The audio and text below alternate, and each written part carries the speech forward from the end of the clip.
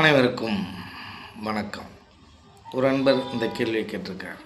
என்ன அப்படின்னா, வள்ளலார் செத்தவர்களை எல்லாம் எழுப்பினாராமே அப்படின்னு சொல்லிட்டு இந்த சேலம் குப்புசாமி அப்படின்ற ஒரு பெரியவர் சொன்னார்.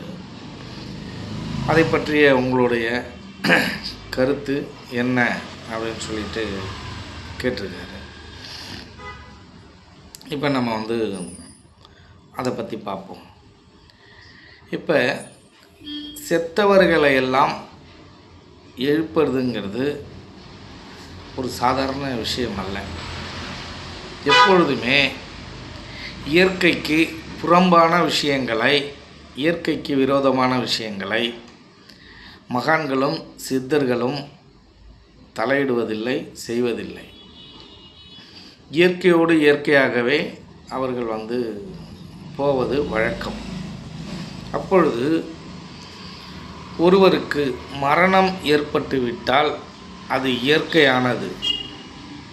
அவரவர்களுடைய காலகட்டம் அதோடு முடிந்துவிட்டது. அவர்களுடைய ஆயுள் காலம் அவ்வளோதான். அதுக்கப்புறம் அவரை எழுப்புவது என்பது இயற்கைக்கு விரோதமானது.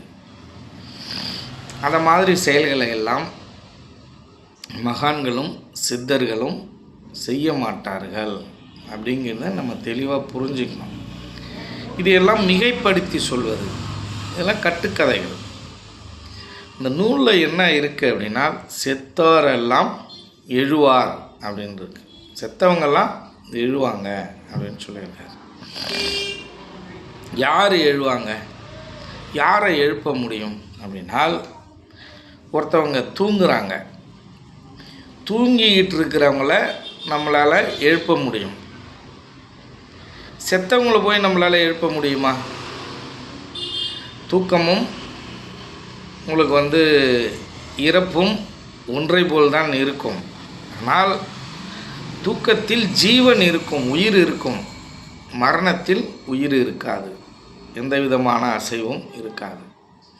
இப்போ வள்ளலார் எதை பற்றி சொன்னார், எப்படி சொன்னார் அப்படின்னு பார்த்தீங்கன்னா, இந்த தூக்கத்தில் இருக்கிறவங்கள எப்படி எழுப்பலாமோ அதே போல் சமாதி நிலையில் மிகப்பெரிய மகான்களும் சித்தர்களும் இங்கு தூங்கிட்டு இருக்காங்க, சமாதி நிலையில் இருக்காங்க.